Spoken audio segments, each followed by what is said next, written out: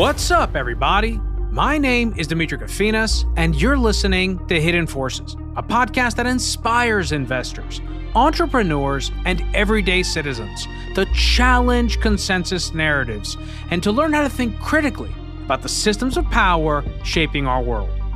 My guest in today's episode is Michael Sacasas, the executive director of the Christian Studies Center in Gainesville, Florida, and the author of the Convivial Society, a widely read newsletter about technology, culture, and the moral life. I asked Michael to come onto the podcast today because I feel strongly that we are living through a critical moment in the evolution of human society, where choices are being made today, in some cases by us, in other cases for us, that will have an irreversible effect on the future of the human race. Many of you are probably wondering, is he talking about AI? Not necessarily.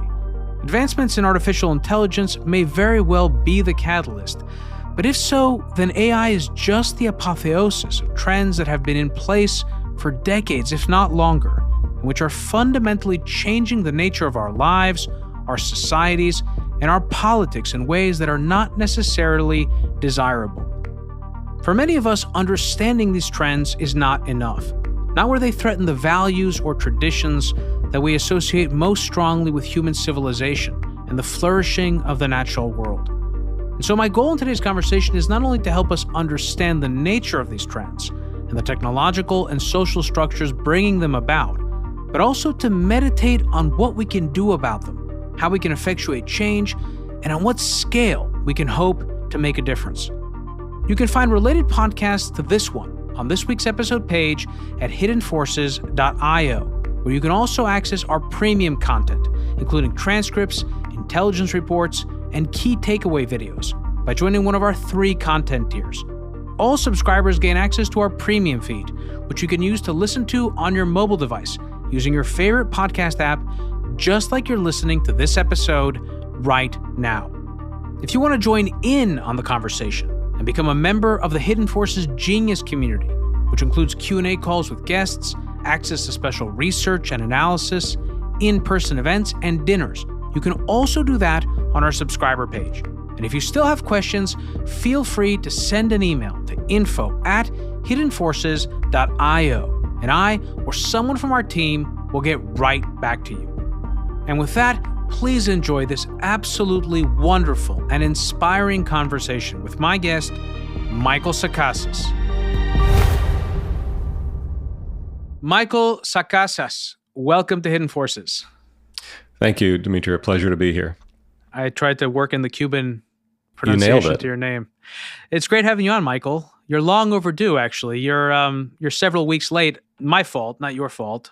We actually had you scheduled to come on the show the Monday morning that our episode with Stephen Kelly published on Silicon Valley Bank. And so what happened was I was doing these episodes, one I did with John Askinas, one on consensus reality and what's happened to consensus reality, and the next one was with Ian McGilchrist on the nature of reality and how our brains model the world. And yours was the next in a series of episodes that I actually had planned, and that got interrupted because I felt like I really needed to cover financial markets. And so we're back on track. Hopefully I don't get pulled away from this track that I'm working on again anytime soon, because I really want to focus on it. Before we get into today's conversation, which, as I was telling you, is very important to me, and I think it's very important to everyone, I would love for you to tell me and our listeners a little bit about you, your background, how you, like, what do you tell people that you do if you meet someone for the first time? How do you describe what you do and what you're interested in? That's a great question. So I have 2 lives, so professionally. So the easy part might be to say that my day job, I'm the director of the Christian Studies Center of Gainesville, Florida. So we're a kind of para-academic institution, adjacent but not part of the University of Florida. We host lectures, symposia, reading groups, classes. And so my job is the wonderful job of being able to put all of that together. So have kind of a foot in the academic world without being subject to some of the disorders of that world or the pressures of that world. Alongside of that, and even prior to that, I write about technology stuff. I kind of just generally describe it as technology and culture, technology and society. Sometimes I add the phrase technology and the moral life to kind of clarify what interests me most. And that was an interest that probably goes back 20 years now. to a time when I first encountered the writing of Neil Postman and Jacques Ellul. Later, other theorists kind of became important to me, but that work kind of highlighted to me the way in which we are shaped by technology. That there's this realm of human interaction that is not merely intellectual, but has to do with the way that our material culture organizes, the way we relate to one another, channels our thinking in certain ways, makes certain things possible, forecloses other possibilities. And all of that is happening, it seemed to me at the time, rather unnoted by most people, right? So we carry on our day. We tend to think, certainly, so I come back from a kind of theological or religious studies background. So we focus on ideas. If you come from a philosophy background, I think that's a tendency as well, that, ideas have consequences, which of course is true. But then there seemed to me all of a sudden to be this additional layer of material technological reality that was playing a really important role in shaping my life, the life of the communities I was a part of, the life of the wider society. And I thought at the time it'd be important to try to understand that. And so that is a longstanding interest. I was in a PhD program that was somewhat aligned with those interests, but somewhat not. But I finished without completing my PhD, so I was ABD.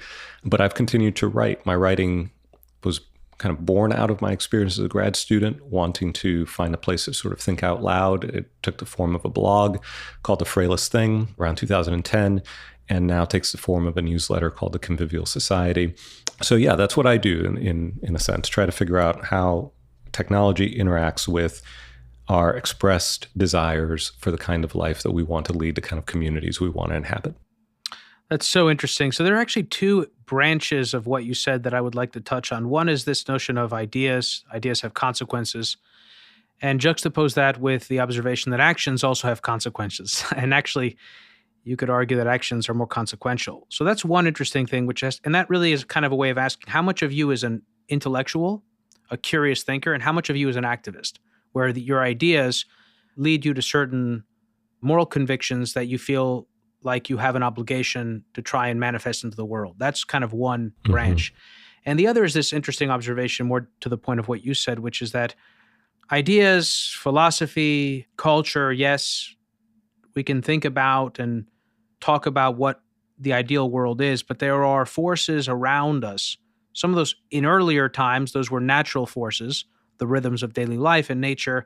Now those are kind of residual and evolving, humanly manifested outcomes in the form of technology that are shaping our lives, whether we like it or not.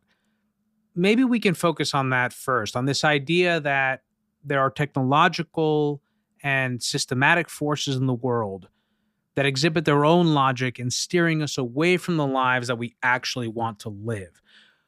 What is it that you're really touching on there? I'd love if you could elaborate on that. Sure.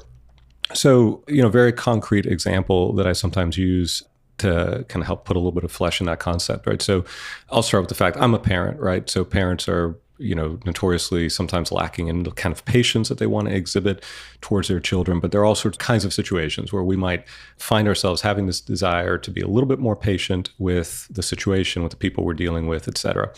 But yet we can't quite get there, right? So we wake up the next day, we think again, well, I ought to be more patient in these situations, and it doesn't happen. So we have this expressed desire to be a certain kind of person, a more patient person, right? Or to exhibit this virtue, patience. And so it seems to me, we have an option. I suppose one option is to continue thinking hard about it, right? Or kind of gritting our teeth in the morning and saying, I will, I will, I will. The other option, it occurred to me, is to kind of look at how our habits are being shaped, right? So I should maybe clarify that I think of our moral formation, the formation of our character, along the lines that are sometimes labeled virtue ethics, right? So we have habits. These habits become inclinations and dispositions. These become virtues and vices, and that's our character, right? So it matters a lot what we do repeatedly, the way our practices sort of structure our actions and even our thinking. So if I look at my surroundings, if I look at the way most of us lead our lives, at every point at which a device or a technology or a system promises to save me time, I take it, right? Just by default. It's not even a question, right? So the default virtue there, a default value, is efficiency, time saving, right? And so one of the chief ways in which technology has been packaged and sold to us and deployed over the last 100+ years is this will save you time. Great. What that means in practice is that there is no point at which I am actually cultivating the disposition to wait in an unhurried or unflustered manner, right? I'm not cultivating the skill I want to call patience through my habits. I'm in fact undermining my capacity to develop the virtue of patience because I am systematically eliminating all the places where I might, that habit might be cultivated in me, right? So I gradually am actually making myself less patient, less able to wait for the situation to unfold or for somebody to speak their mind, whatever situation you think you need patience in, by the way that I have structured the material conditions of my life, right? And some of that structuring, we'll probably talk about this at various points, but I have more or less agency in some of those situations, right? There's some times where I can't avoid the way that a life has been structured for me, but then there are other choices that I do have in terms of adopting certain technologies or the kind of disposition I bring to a situation or system or whatever. But that's kind of the idea, right? So, and I think you can multiply that across a variety of virtues that somebody might aspire to, or the kind of shape you want to give your community. There are things we desire, express beliefs, preferences, values, and they may or may not align with the implicit formative nature of the material culture that has arisen around us and that we have to various degrees of intentionality and agency sort of adopted into our lives. Does that make sense? It does, but I do want to dig deeper into it and kind of make it maybe more obvious for people. But yes, I think at the heart of what you're describing, there is a question of alignment between the world that comes into being, the material world that we live in, that arises from our actions, and the world that we want, that we desire, that's maybe consistent with who we are. And that raises the question of who are we? And I think that's a question that there's no easy answer to, but what's perhaps more concerning to me is that we don't seem really engaged in asking that question today. I also think, or I'd like to maybe probe a bit deeper on this observation about technology and how it saves us time. Because absolutely it saves us time, and the knock-on effect of that, or what derives from that, is that it saves you money, right? Because time is money. And money buys you wealth and material things. And it seems that where all of that leads to, whether it's time savings or money, is ease. And there's something about the way in which all of our lives and the material world is oriented toward furthering human ease that I think is worth questioning the desirability of. So before we do that, though, maybe it will be best to ask you to take a moment, Michael, and tell us about the Convivial Society, which is the name of your blog. What do you write about there, and why the name Convivial Society? What does that refer to? The Convivial Society is a reference to two books by two thinkers who have been very influential to me.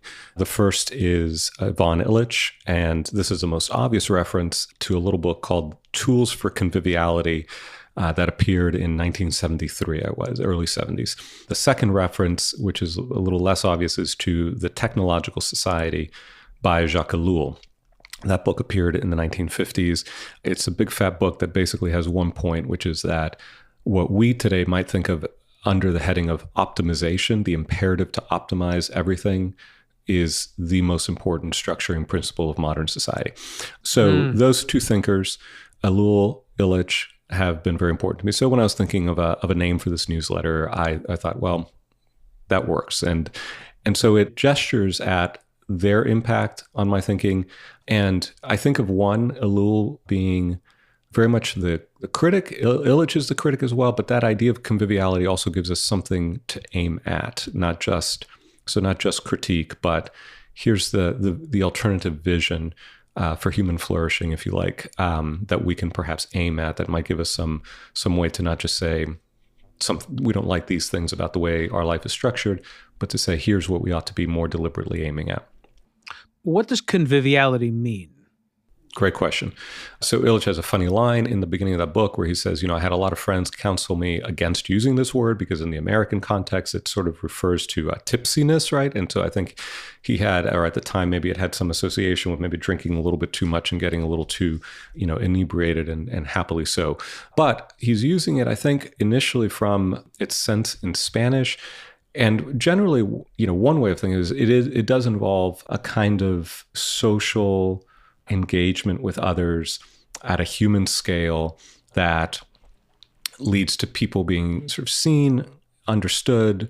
They find a kind of measure of joy in that kind of companionship. So human fellowship and companionship, maybe not the kind that we imagine in the situation of the family, the household, but across a more public range of relationships. So joyful friendships, right? I think that's maybe one way of thinking of it. Now, he takes it and uses it a little bit more specifically to speak about tools. So, right, can't think of tools being friends in that way, but he's looking at tools.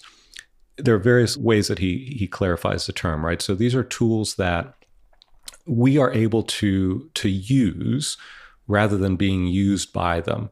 In other places, he says these are tools that I have the liberty to pick up and to discard. I'm not compelled to use them. Nobody compels me to use them. They are tools that foster independence rather than dependence, right? So I remain autonomous in my ability to take them up as they serve me and my ends. They don't require any certification, right? So they don't require high levels of expertise or training, where only certain certified users are able to deploy them well. They operate at a human scale. They also have a tendency to bring people together rather than isolate, right? So these are some of the features of these kinds of tools. And it may be helpful to say that there are 2 points here I think that are worth making. One, he's trying to develop an alternative to industrial tools and institutions, right? Mm-hmm. Writing in the 1970s, he sees basically the trajectory of a fully industrialized society being environmental degradation, social polarization, and what he calls psychological impotence, by which I think he means something like what we today might generically call mental health disorders, right? And so he's trying to think of, what is an alternative to these kinds of institutions and technologies. The other thing that I think is worth mentioning here is that he later comes to think that his own analysis was incomplete at best at this stage in his intellectual journey. And that part of the problem was that he had not already, at that juncture in the early 1970s, he had not reckoned with what was already unfolding, which is a transition away from tools or instruments to systems. All right. And so Illich has there are a handful of interesting cybernetic thinkers that kind of become a part of his circle in Mexico, in Cuernavaca, at the Center for International Documentation, or CDOC, which became kind of the hub of his intellectual activity at that time. And I think he has initially the sense that there's a path towards what he might later call conviviality here. But I think he becomes more suspicious of that as time progresses. And he has no one place where he develops this contrast between tools and systems. But in the places where he does kind of gesture or hint at the distinction, it seems to involve the idea in his mind that you can imagine yourself standing in a position of mastery with regards to a tool or an instrument, whereas the system envelops you in such a way that's impossible to stand apart from it with that same level of autonomy. Yeah, I mean, there's also, someone that comes to mind in this context is also Ted Kaczynski, because these are kind of some of the concerns that he expressed in his Industrial Society in his future. Ted Kaczynski was a great reader of Jacques Ellul. That is for certain. He's quoted repeatedly in his manifesto. Yeah. Yeah. So a lot of things to comment on. One, I want to just kind of reiterate what you said about optimization, because I think that that's powerful. And it reminds me of some of what we discussed in my conversation with Ian McGilchrist, because I think he would see very much the kind of left brain imprint on society there, this need to systematize, to categorize, to put in order. Mm-hmm. And there is this kind of weird thing. I don't know if you ever saw The Man in the High Castle. No, I have not. It's actually a really beautiful show. It was on, I think it was on Amazon Prime. And the premise of the show is what the world would look like if the Americans had lost the war to the Japanese and to the Nazis, who in this particular scenario created a compact, and the Japanese basically had the Western territories, the Nazis had the eastern part of the country. Mm-hmm. And you saw two very different philosophies. The Japanese philosophy was more continuous, more analog, more in touch with kind of the natural rhythms of the world, and capable of engaging with the nuance, the so-called right brain, so to speak. And the Nazi world was so cleansed of humanity, so systematized, so regimented. And I don't necessarily want to try to draw a direct parallel between that and the world we live in today, but I just kind of did want to find a way to mention this because it does feel like there's a kind of OCD compulsiveness that's driving the optimization in our world today away from the human being. And even in the work of Ivan Illich or other scholars of that period that you mentioned, there was a recognition that even then we were moving away from what was human. And so the other thing, again, not to pile one on top of the other, but another thing that I often think about, Michael, is like, to what degree are we really aware of behaviors or changes to our world that are universally bad? And to what degree does this just reflect the loss of one generation's sense of what it means to be a human and the transition to something new? So that if someone from, the 18th century or the 19th century came to America today, would that person really fall into depression and not be able to live because he or she would see us and not be able to communicate with us or be able to really be in presence with us? So, I mean, does that resonate with you, or where would you take that? Yeah, I think that's a great question. I think I understand the heart of it. And so it seems to me often when if you talk critically about this or that technological arrangement or this specific artifact, and I should say, it's important, I think, to say, this is not about being pro-technology or anti-technology, right? I think that's the way sometimes the discourse wants to frame it. All right, this person is a techno-enthusiast, or this person is a Luddite, or whatever disparaging term they want. What I advocate to whatever degree it is possible is simply to think, right? Just to think, to take the time to consider the implications of these tools, because in fact they are powerful, right? They can subtly and sometimes not so subtly change the world we're living in. And so the temptation, I think, sometimes is to say, are you against progress, right? Or if you hesitate about the adoption of certain technologies, or if you want to raise some questions about it, are you against progress? And the idea is we always adapt, right? In every generation, people complain about X, Y, and Z, right? And, the Victorians complained about novel writing, and now we think novel is sort of this incredible. Fine. And I think you probably find examples like that. Now, two curious things. Almost all of those examples, when people make that kind of move where they say, look, these people complained about X and we were fine. I mean, I think there are two things to say about that. One is the idea of survivalship bias, right? We're fine, right? That doesn't necessarily mean everybody was fine. And the fact that you adapt to a situation doesn't mean that the situation is good for you. So there's that. And the other thing is that many of them stem from the mid to late 19th century.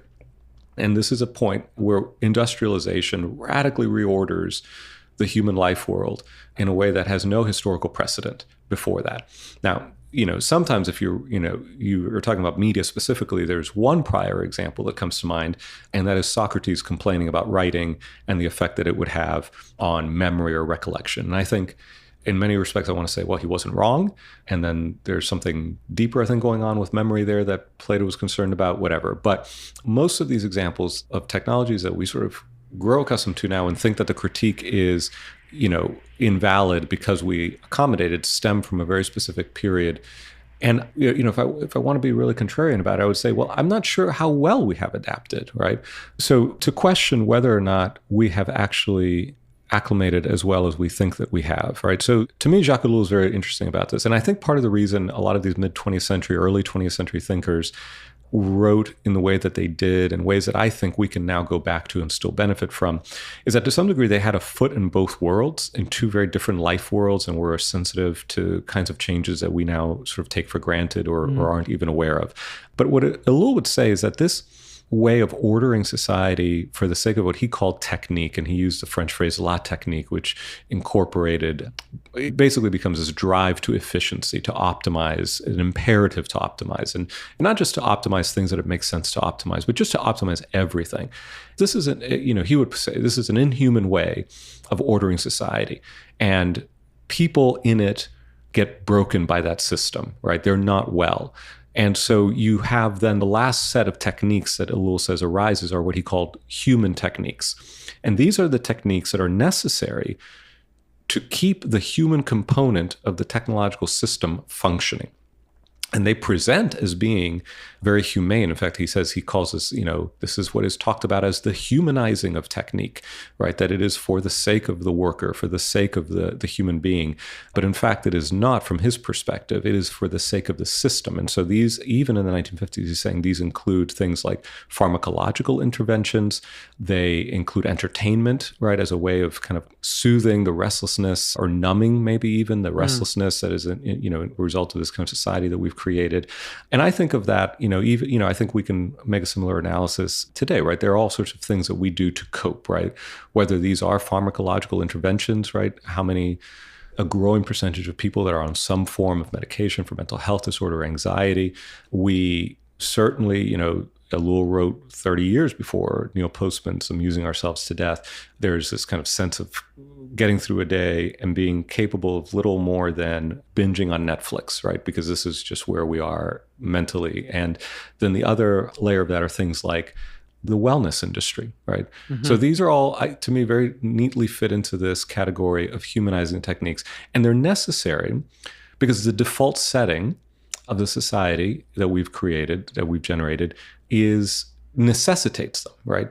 It does not of its own accord provide for our well-being, for the formation of satisfying communities, for mental health, et cetera, et cetera. So, one simple question that we could ask is, are you well, right? Are we well?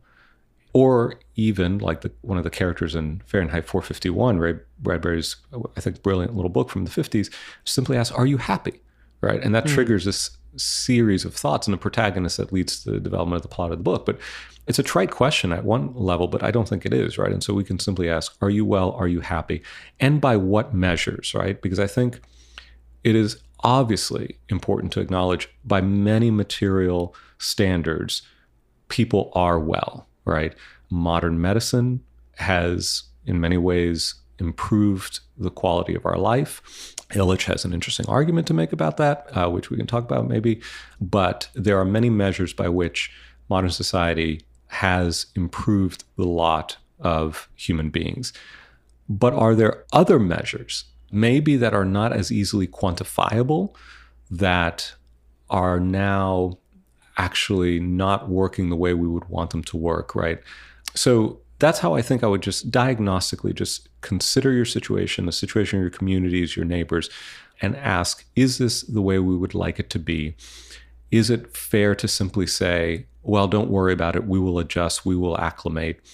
In some respects, the experiment upon which that assumption is based, it's a remarkably small segment of human history, right? So if you imagine human history extending for tens of thousands, hundreds of thousands of years, and then all of a sudden you get the Industrial Revolution about 200 roughly to 150 years ago, depending on how you date it.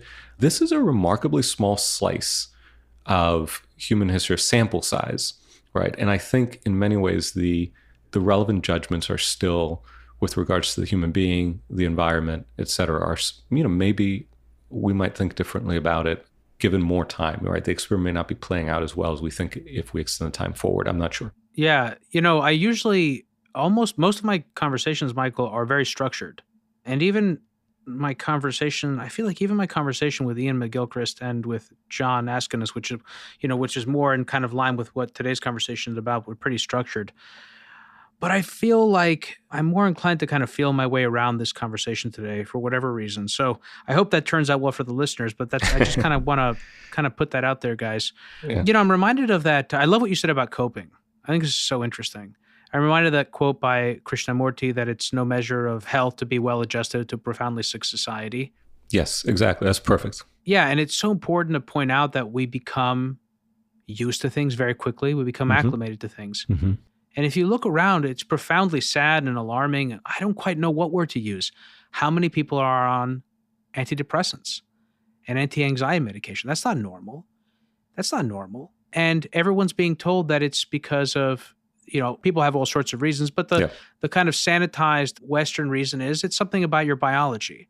Okay, maybe that's true, but why is that biology thing getting activated? Mm-hmm. Why was it not getting activated to this degree in the past? And is it not also, if you go to a polluted estuary, isn't it normal to feel kind of sad? Right. And there are a lot of things in the world that I think understandably make us sad and make us anxious. If you look at the anxiety that people lived with in the early 1950s when they were dealing with the onset of the nuclear age. Look at where we are today. Is it not normal for people to waking up anxious, worried that if they check their phone, something might have blown up in Eastern Europe?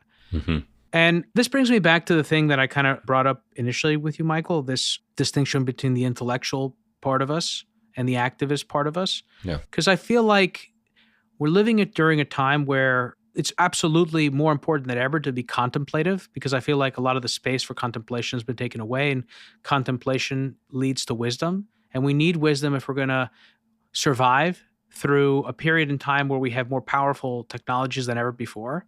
And that, by the way, speaks to something that even Illich has talked about, which is power, and how power transforms society. When you have these powerful tools, it shapes a hierarchy and it impoverishes people on both the wealthy and the poor become sort of impoverished in a way, living in this new paradigm. But, without wisdom, we're not going to make it through. And yet we need to be able to contemplate. And there's this role for the intellectual. But also I feel like we're at a point, at least the way I feel, Michael, today, is I feel like we're at a point now where we need to take action. Those of us that feel strongly about this, we have to find a way to take action. And one of the things that I would love to be able to do in this conversation at some point, it doesn't have to initially be now, but is to kind of talk about how do we begin to take action? Because it feels like also the things that you talk about and you write about so eloquently, and I really do want to tell this to listeners because, I don't know how much of today's conversation is going to be a showcase of your writing and all the different thought pieces you put out, but you've just written so many beautiful things and they're so thought-provoking. So one of the consequences of the modern technological age is how it has undermined our political systems and our ability to sort of act together as human beings to try to work through the issues in our society. It's created this kind of stasis and immobilization. And I don't quite know how to fix that. I don't know if you think about that at all. Like, how do we come together as a society and build the future we want and not be overtaken by the current of this kind of optimization, obsession, efficiency, market fundamentalism that has driven every decision, at least since the 1990s? Right. Obviously, brilliant question. I wish I had a 10-point plan, right, to overcome this. I heard you have a 41-point plan, apparently. I have 41 questions, which is very different, right? Yeah. Right. So here's the way I think about this. Maybe to address this for myself, as I think of my own roles, right? So I think of having a very, little niche corner of whatever. I don't even know how to put myself on the map, right? But some people read my stuff, and that's wonderful. And I think what I am trying to do is to articulate as best as possible both a sense of what is wrong or what is maybe not working the way it ought to work, but at a deeper level than simply a question of, this is a glitch in the system, let's fix the system. I'd like to maybe just question the system altogether a little bit in some cases, right? And then also kind of hint at some models of the good that we ought to be striving for. Because I think maybe that's part of the problem. Part of the problem is that whole litany of things, right? Market fundamentalism, optimization, efficiency, these have become the default values, right? And people will aim at them, whether consciously or not. Our society is ordered in that way.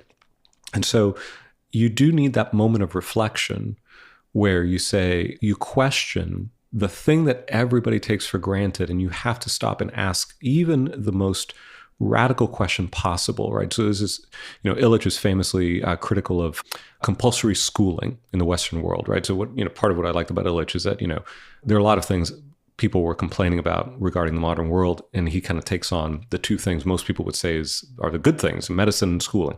In any case. And tell people who Ivan Illich is, because I don't know that you mentioned it. Maybe you did. You kind of briefly mentioned that he wrote Tools for Conviviality in 1973 and that he was a critic of modernity, but who was he and why is he so important to your own thinking? Sure, right. And then that's, so who was he? He was born in Austria. His mother was Jewish. He became a Roman Catholic priest. He had a famously conflicted relationship with the Roman hierarchy by the time that he was in the Western Hemisphere working in Mexico. First New York, then Puerto Rico, then Mexico. He was a brilliant man, a PhD in history from University of Salzburg. He was conversant in a dozen languages.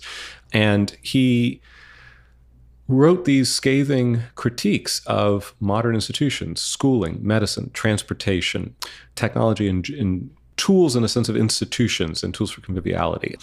And he's striving for a society where human beings can flourish, right? I think that phrase itself, human flourishing, now is becoming kind of weird in the discourse, right? But that is good for human beings given the sorts of creatures that we are.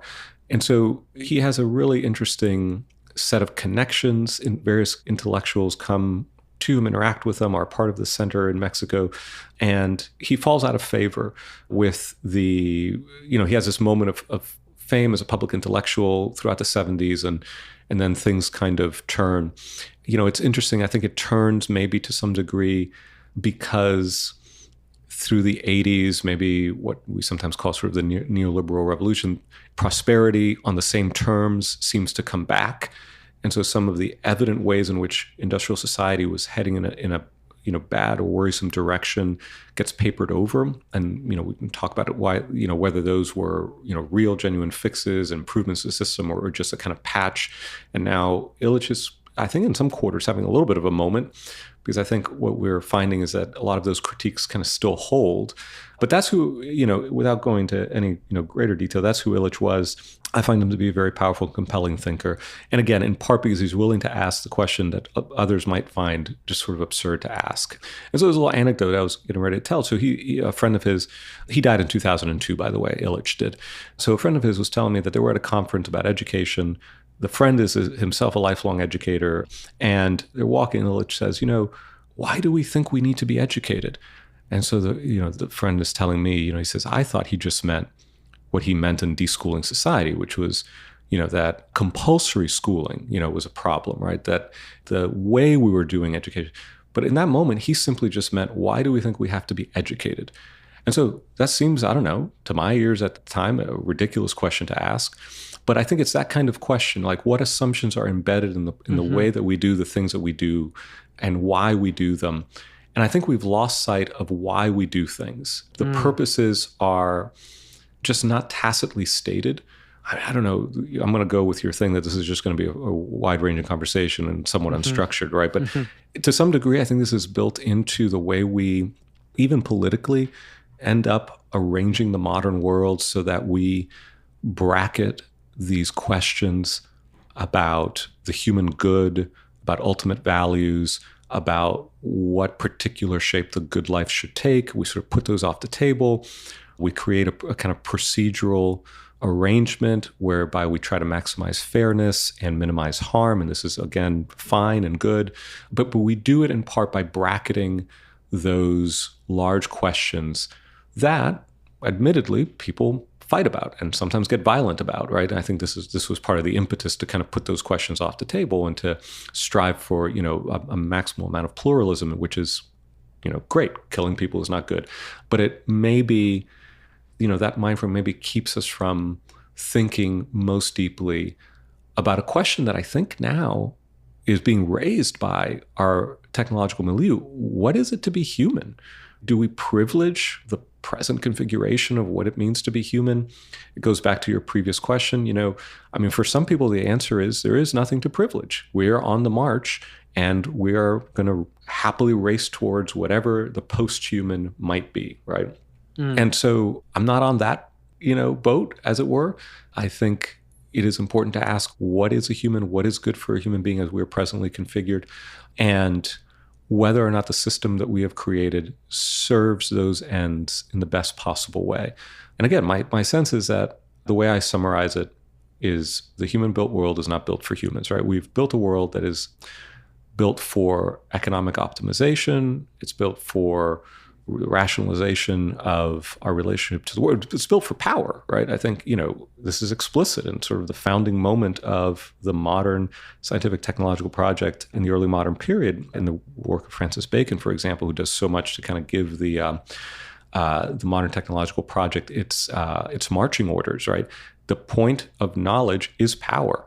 It is to deploy power over the world, absolutely, to control it, to manipulate it. It was interesting when you were describing the way that show, The Man in the High Tower, it was sort of that world it creates.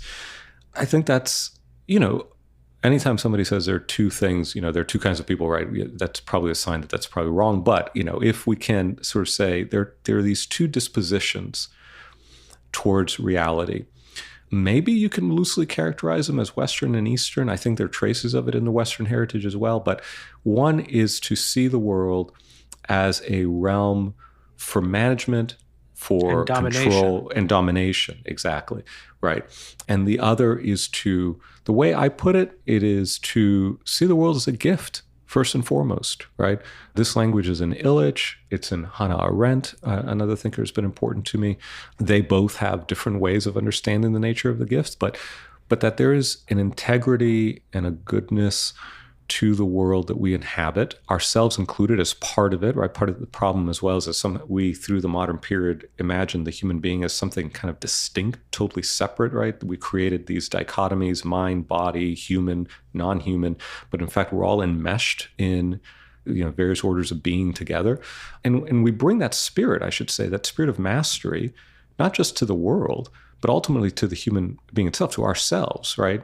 To others, and then even to ourselves, right? So that spirit of mastery tries to find more and more levers by which to control reality, to remove the contingent, to make things as predictable as possible, right? And so this is the spirit that has driven, I think, the development and deployment and the terms of adoption for the technological package that is Western modernity. I think it could have been otherwise, right? In principle, it could have been otherwise, but this is where we are. And so it's the tools themselves have a bent to them, right? I think part of what I try to also challenge is the idea that tools or technologies or systems are neutral, right? That what matters most is simply what you do with them. And I think that, of course, it matters what you do with them, but that's not the end of the story. The tools themselves will create certain possibilities, foreclose others. They will induce you in certain ways, encourage you in certain ways. They will frame the world for you in certain ways. They will shape your perception in certain ways before you've even lifted a finger to do a thing.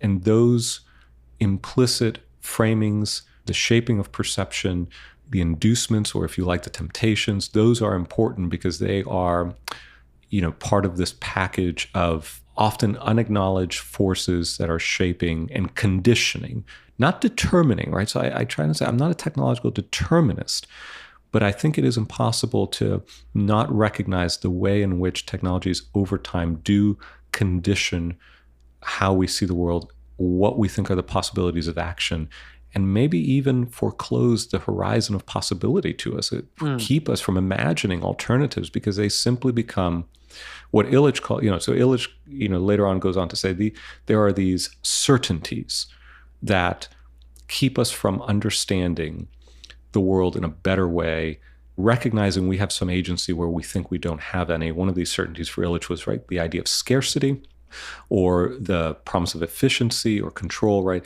So anyway, there we are, kind of ranging all over the place. But I think this is kind of the challenge before us, is to recognize that there is not only this material reality that's just now structuring our social world, but that material reality came embedded with certain assumptions about what it means to be human and the good life, that because it was embedded in our technological kit, became for us the default way of thinking about the world. So these two interlocking ways in which I think we have been shaped by modern technology. Does that make sense?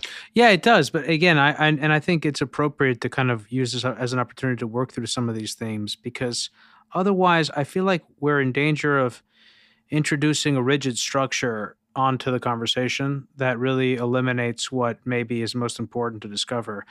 I think there is this sense in which we have proceeded forward characterizing what our assumptions or what our normative choices and expressing them as sort of absolute truths or natural laws. So this idea of like, you always pick the most efficient outcome.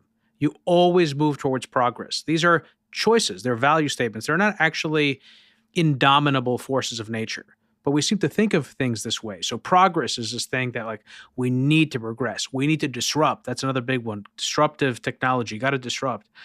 I also think what you said about tools and kind of this organizational logic that's embedded in them, I think is true. I think also, though, I want to draw a big distinction between analog tools or industrial technologies, let's say like the railroad, and a social network. Because in the case of the latter, there's much more deliberate, conscious logic instantiated in the technology. And we have been led to believe that we have this model in our heads that modern technology is kind of like a hammer or a railroad. And so that, for example, when we spend our time on YouTube and YouTube gives us more and more videos that aren't just more of what we like, but also that themselves lead us to develop habits that are themselves more predictive and therefore more controllable. And we're all becoming more controlled and more frictionless button pushers.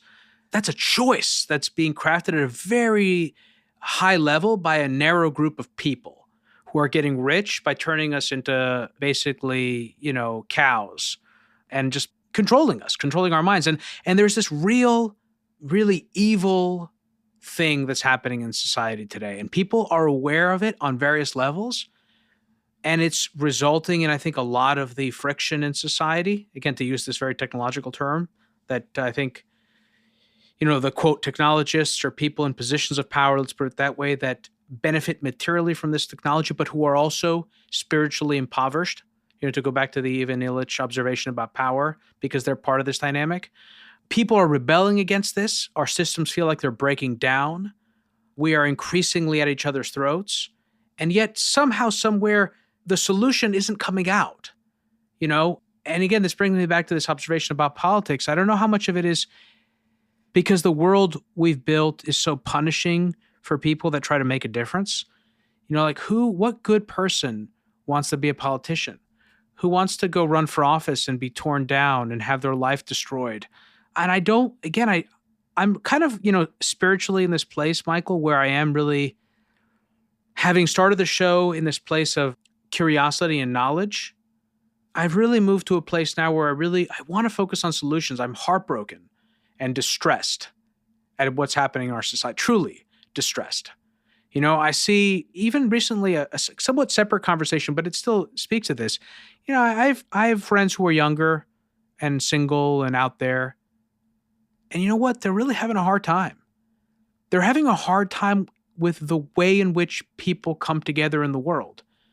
And dating is a great example of how these tools have transformed the landscape of intimacy and romance and socialization and getting to know one another. And when I was growing up and beginning to date, I had to go find girls go somewhere and speak to them in a bar, in a classroom, work up the courage to go talk to them, get rejected, get a date, get a number, work, and there was so much more of who I was that they were getting to meet and so much more of who they were that I was getting to know. And we have this world now that's been regimented. I mean, to me, it's insane. The online dating world is awful. Why? Because a few people, it's good for a few people? Yeah, it's good for a few people. You can get the progressive argument that will say, well, there's all these people that previously couldn't date, and now they can date because of the dating apps. Okay, but that we don't make decisions for society based on what's good for a small number of people. That's not the measuring stick. And that's also a problem, Michael, which is like we've lost the language to really decide what is good, what is not good. How do we come to a consensus about anything? And again, to bring it back to the practical, because I really do want to have some part of this conversation to be practical and solutions oriented. I don't know what to do, man, as caring adults in this world. How do we address this problem? Yeah. I mean, I think we definitely lack a language for the common good, right? Of the common good, a lot of the structures through which we might seek it. So the default public sphere, if you like, if we think of it as social media, is obviously not conducive to meaningful conversation or to dialogue. It's questionable whether it really even functions as a public sphere at all, or rather a grand distraction from the ways that power will then be used. It's an evil form of mind control. What is Twitter today? How much of Twitter is actually a public good or something that's helpful? There are aspects of social media that are helpful. I don't want to deny those things. Sure. Right. How much of it is actually that, and how much of it is just making people angry at one another? Yeah, right. No, it's a disintegrating force, I think, at the social level, right? And like you, right? I think I sometimes find myself talking about my use of Twitter as a kind of devil's bargain, right? So I acknowledge I've made some connections that became, I think, genuine friendships, right? My, work to some degree has benefited from it. I don't know, but whatever. So there's all that. But then, yes, there's the sum effect, right? The total sorry to effect. interrupt, Michael, but I do want to say this because it's so important because the framing is important. Yeah. I think we're stuck in this framing of like, well, there's some good things, but there's some bad things. But the bad things aren't necessary. We can get the good things and it's the logic of the algorithm that produces the bad things. Those aren't necessary. A lot of those things just stem from the fact that we never had payments in the browser. And in order to monetize a lot of the software and services that exist on the internet, the default function was to build a marketplace of advertising and selling, people's attention. But that doesn't have to be, because at a higher level, there's a political architecture that exists that remains in our society. We have a federal government. We have state and local governments. We have a system of laws. We have a constitution. We have the infrastructure in place to address this problem. But we seem to have somehow lost the language of the political language to understand any of that. And everyone's just kind of either checked out, or you have some of these, alternative solutions, which is, well, we'll build an alternative utopia on a blockchain, which is ridiculous fantasy land. That has nothing to do with actual, Yeah, absolutely. And look, even by, I think it was 1980 something, Jacques Deleuze's article where he argues that, the technological society has already eclipsed democracy in important, vital ways. And whether we think of that in terms of the capture of politics by money, by wealth, which, of course, to some degree are kind of standard human problems. I was just listening to Tom Holland talk a little bit about the end of the Roman Republic, right? And there's a lot that's familiar about that in terms of wealth and greed and power or whatever. Degeneracy. Yeah. So that is the question. Where is the political power, right? Yeah. In the most positive possible sense. But we've already, to such a great degree, we've bureaucratized power. So I think of Arendt, sometimes, my political theorist of choice is Hannah Arendt. And, this ideal of, at one point, I think she favors sort of, citizen councils at a very local level, right? But I think part of it is the problem of scale, right? So if you scale society to a certain point, bureaucracy just becomes necessary to keep it functioning at that scale, right? I will only hint at this because it's not a thoroughly developed argument on my part, but I think there's a sense in which part of what was happening in the 1970s is that analog bureaucratic state was beginning to kind of collapse under the pressure of its own weight. And the cybernetic revolution, or computers, basically saved it by ratcheting it up its power to not change the terms by which it ordered society and thought about the good life, et cetera, but to simply double down on those ideals of control and manipulation and prediction and power. But it allowed it to operate more, efficiently at a higher scale that had grown beyond the scale of analog institutions to manage. To some degree, I think that's maybe the function of artificial intelligence as it's now sort of touted. It is to save the institutions again, rather than to rethink them and reimagine them. That, is, another line. But I think I recognize, I'm going to say this, and every time I say it, I am fully aware of how absolutely impractical it sounds. But I think that the way forward, there are two things. I cannot imagine a way forward that is not on a very large time scale, like 100 years, 200 years, because I think we need to start at the beginning in some respects, right? And it can't happen. There's no way of doing that at scale, and that's part of the problem. That's, I guess, part of one of those certainties, that everything must be done at scale or it's not going to work, or it's not sufficiently powerful or whatever. But I think the face-to-face encounter, right, is primary. I just think we have to remember how to be human in that face-to-face encounter again. I think a lot of what you're describing, right, the way in which the public sphere is warped on social media, the way dating relationships are warped by the dating apps.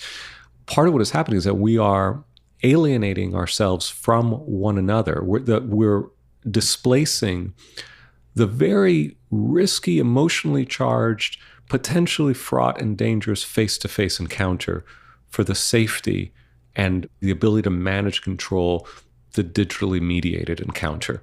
And so recovering that, I think, is really important. Recovering the face-to-face encounter, and with those who are not already perfectly aligned with us, right? To begin to learn how to live with these differences, but to continue to recognize the human in the other even when their values or ideologies don't line up perfectly with ours, right?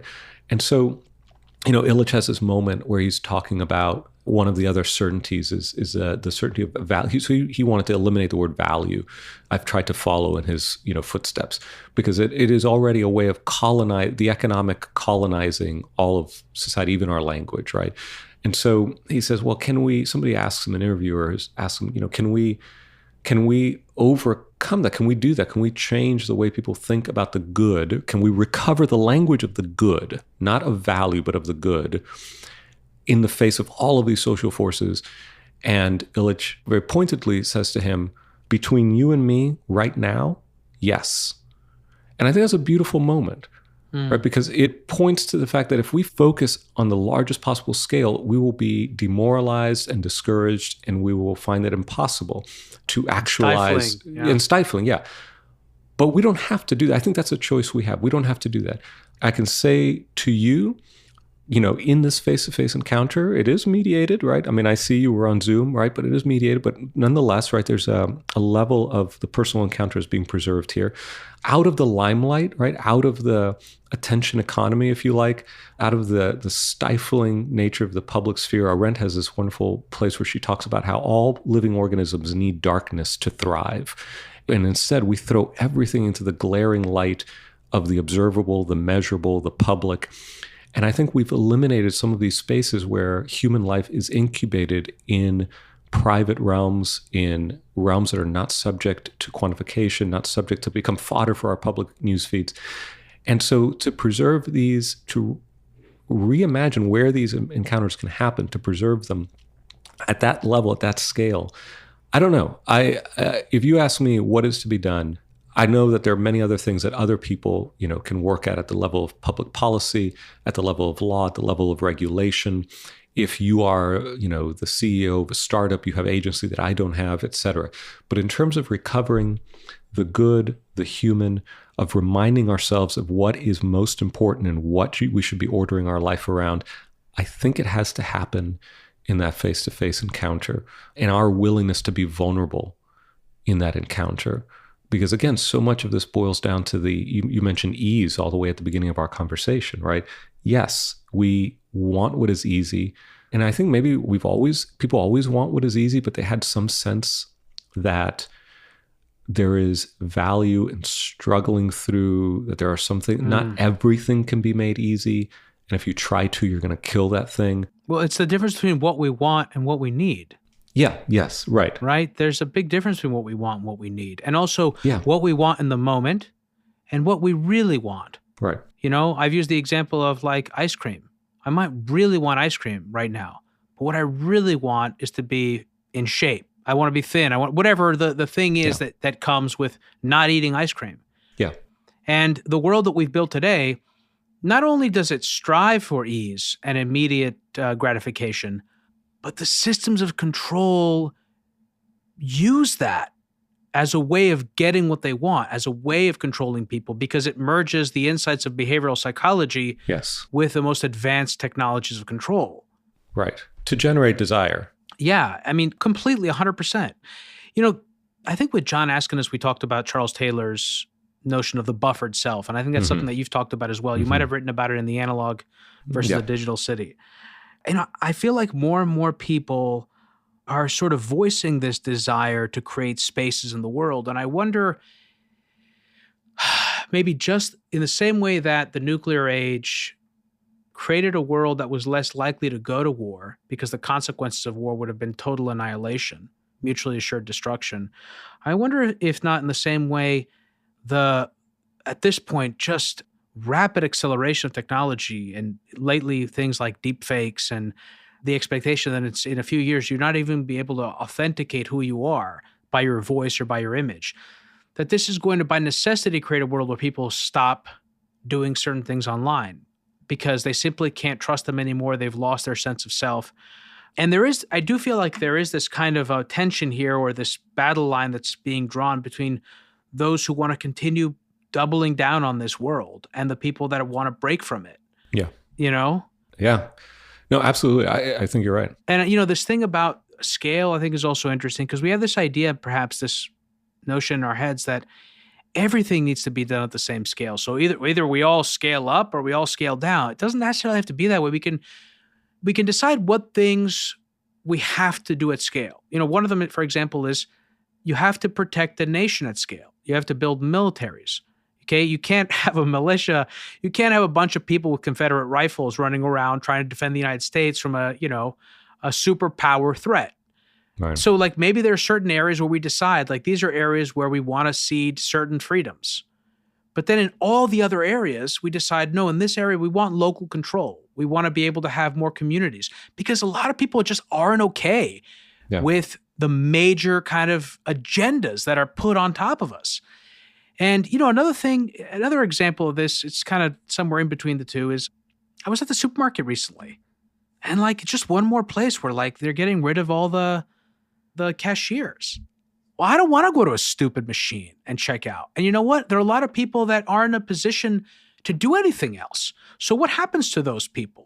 Right. You think it makes sense from your broken economic model that sees everything that's outside of it as an externality, believes that the most efficient, correct path is to unemploy someone because the machine is more efficient. Well, then what ends up happening to that person? They go on the unemployment rolls. We now characterize them as a bottom feeder. They become depressed. They might become a mass school shooter. How is that smart?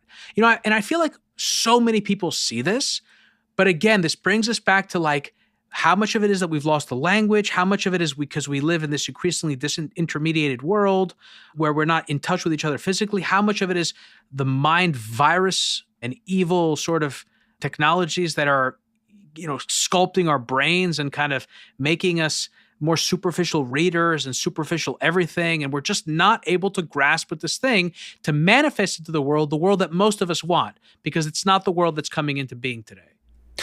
Yeah, my goodness. I think that's right in terms of a good description of where we are, like a growing realization that things are not right. And not only, I think people probably at any time, in the last 2-3 generations would say, well, things aren't right, but they would have imagined that what needs to be fixed is a tweak, right? We need to tweak the system. The system is a good system, but we need to tweak it here and there or make it more accessible to more people, et cetera. And the Steven Pinker argument that overall things just keep getting better. Like there are things that we can do to improve, but if you look at it, progress is always good. You just got to fix the things that, you got to make adjustments in order to capture or kind of deal with some of the fallout that comes from the policy.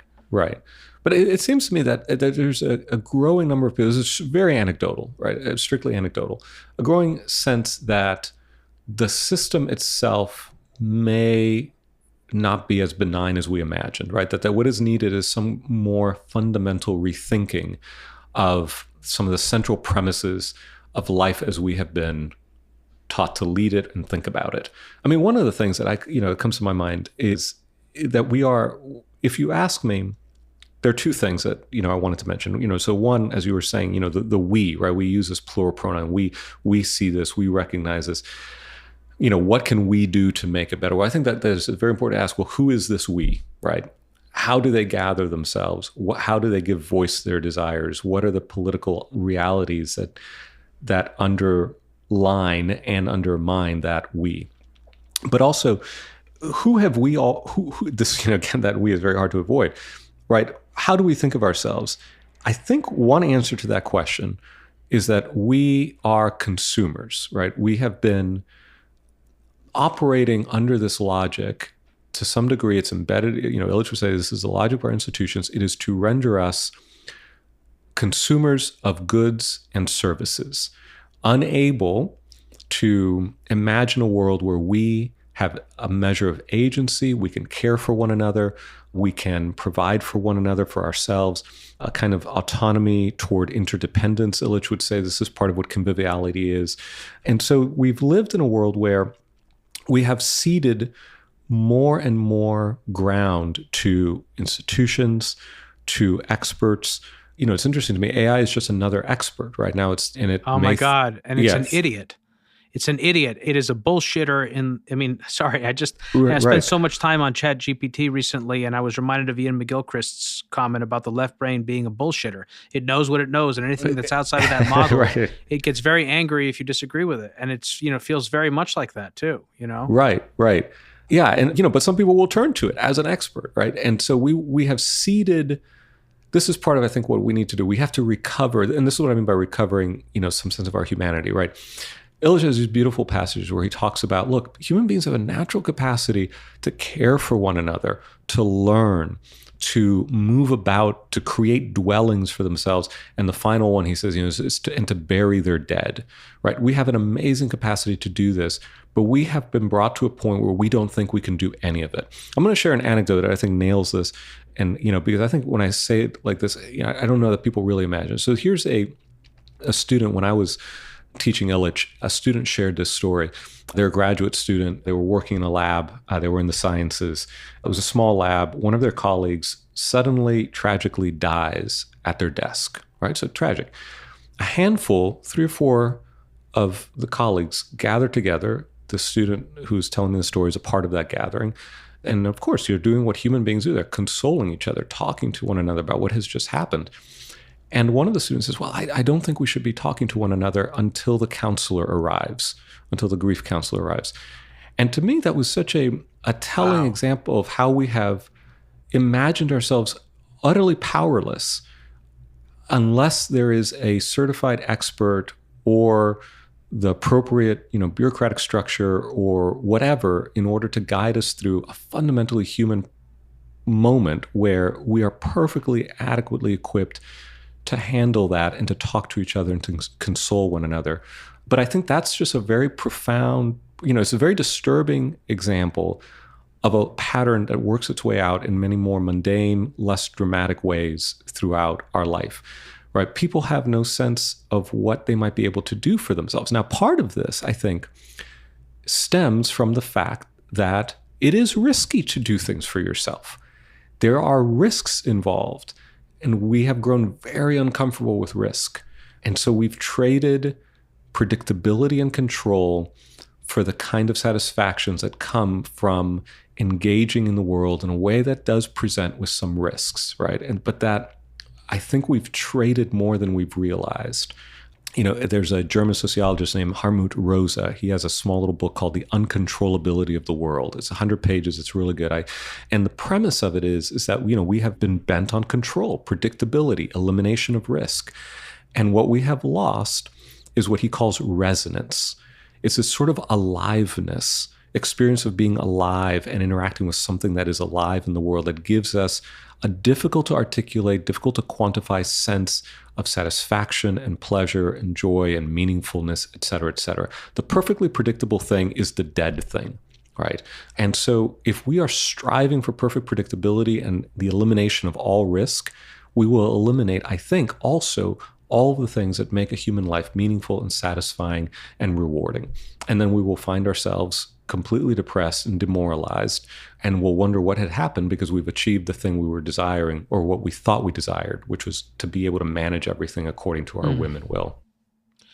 Yeah, man, people don't know how to live. Like, I know it's a simple phrase, and maybe it's overly simple because there are people that know how to live better than others, but it feels like right. And I think that explains part of the depression, that there's a kind of like the rubric or a framework for understanding what a human life is and what it isn't, and what there is, what makes life meaningful. Right. I did an episode years ago with Rebecca Goldstein on moral philosophy and what gives life meaning.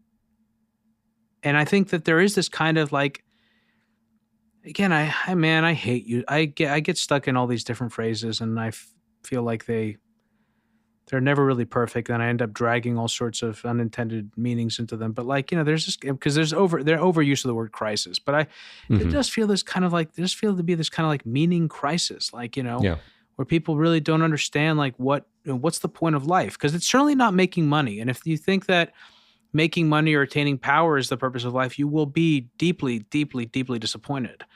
And life passes very quickly, And I feel like that's also part of what maybe is at work here in our society today, that there's a lot more death denial, and people really don't have a relationship to death and finality.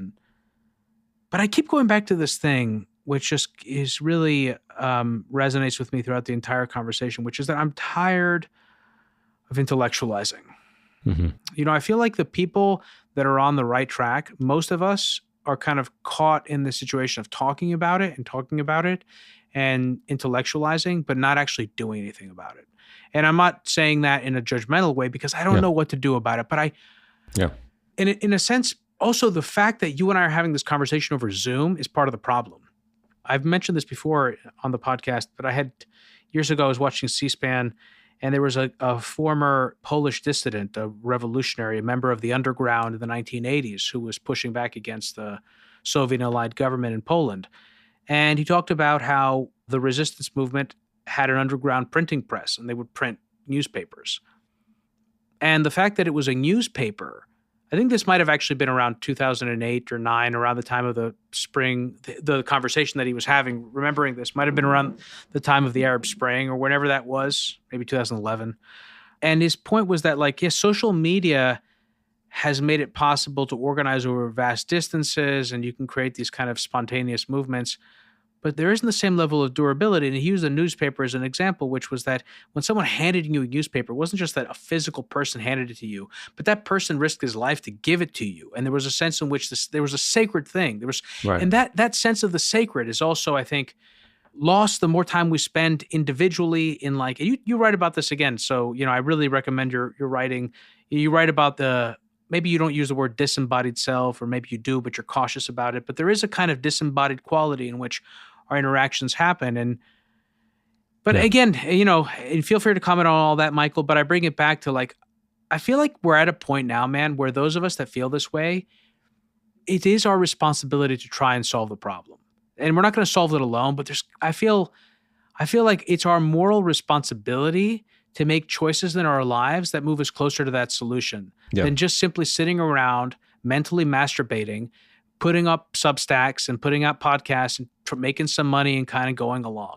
Because you know what? That's not a life worth living.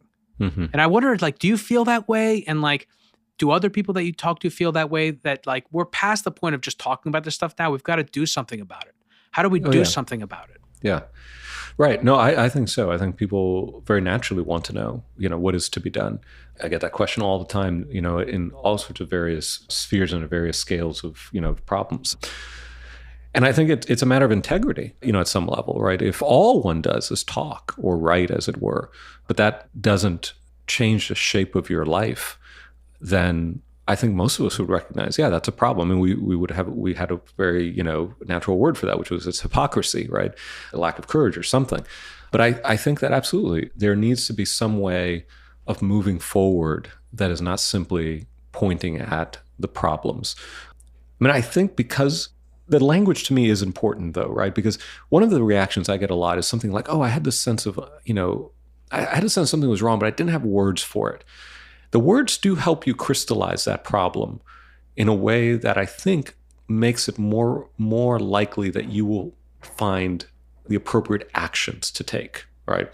Like, if I don't have a way of analyzing well the particular dynamics that are undermining me without me being aware of them. I mean, look, the name of your podcast, right? Hidden forces.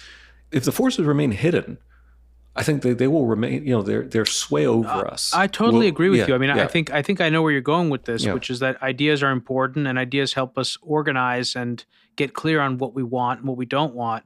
So I totally agree with that. And I think that we always need to have a safe space to evolve those ideas. Yeah. But it has to go beyond that, I think. It has to go beyond that. I think also part of the problem is everything also gets subsumed by this market fundamentalism.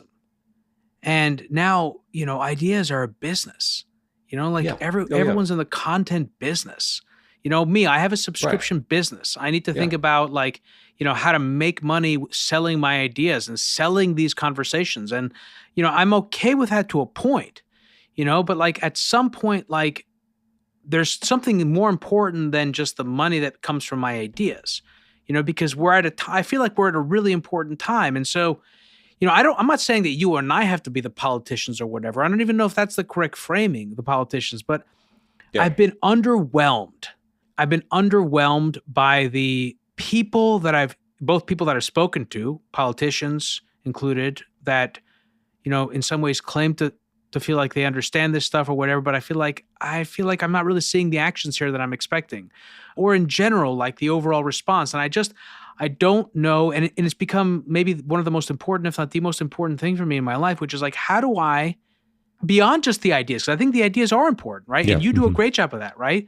You're doing an incredibly important work. But beyond that, like, how do I personally, or if you feel the same way, how do you personally do something more to try to bring into the world, try to manifest this thing because of the urgency of the matter? Right. Do you know? Right. Yeah. I think so there's this sense in which some people only want the viable answer some people will accept to this is an answer at the highest economic and political scale possible. And then what that means is that most of us just sit around doing nothing because we don't have access to those, levers of power.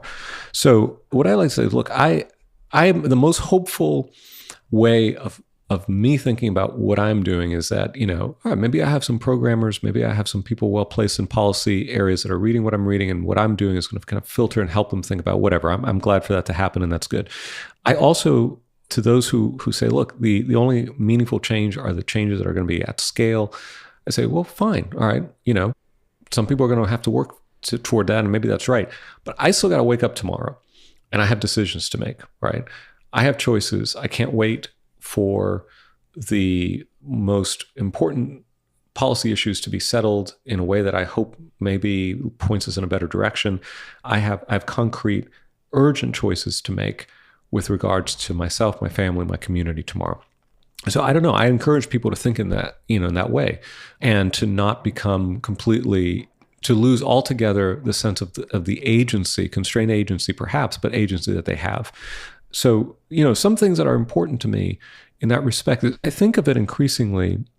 I mean, first of all, to put limits where limits are important or can be valuable, right? I think part of what tempts us is the idea of limit, that we are limitless, that I can work indefinitely, that sleep is my enemy because it interferes with my productivity, or that I can, in fact, tap my mind via social media into the whole world of what is happening and somehow manage that realistically or in a way that doesn't affect me, that I don't have actual limits that I need to put in place. So to acknowledge those limits, to be willing to work within them, right? And I think that's part of recognizing our humanity. I am an embodied creature in this place and time.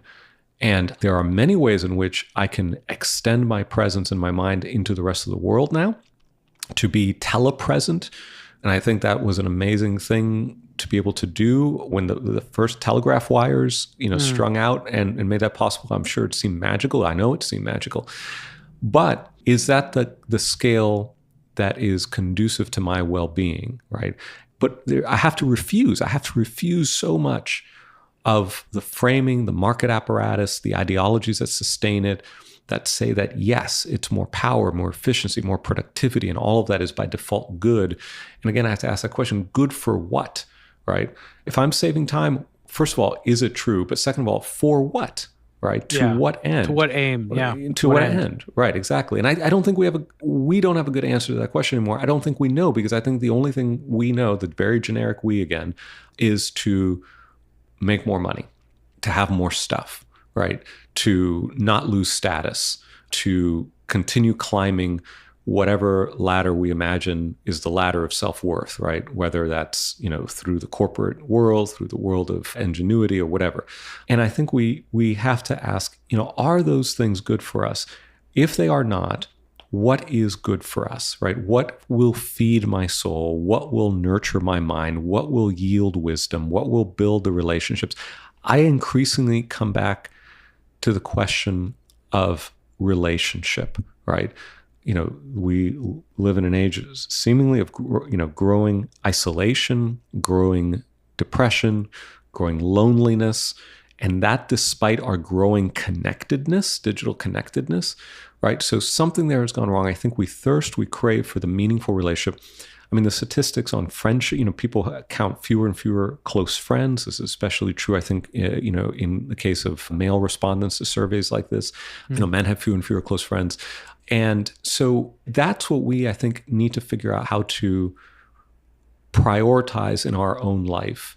And maybe that means sacrificing certain things. Maybe that means making choices that are counterintuitive from the standpoint of economic rationality. Mm-hmm. And again, not everybody has those. It's one thing for somebody who has been working in industry, built a wonderful savings account, and for them to suddenly say, I'm not satisfied. Let me go and do this other different thing. It's another thing for the person who's working 2.5 jobs over which they have absolutely, zero control over their hours, right? Their hours are going to be kind of digitally optimized and churned out on a weekly basis. They have no stability in their life. They have their ability to synchronize themselves for the possibility of friendship has been taken from them because they're just trying to survive, right?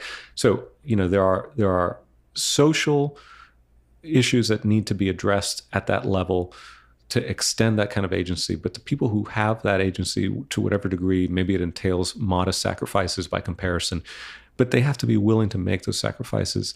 I have to be willing to make those sacrifices for the sake of what matters, to privilege embodied relationships, to privilege getting to know my neighbor, taking care of my children.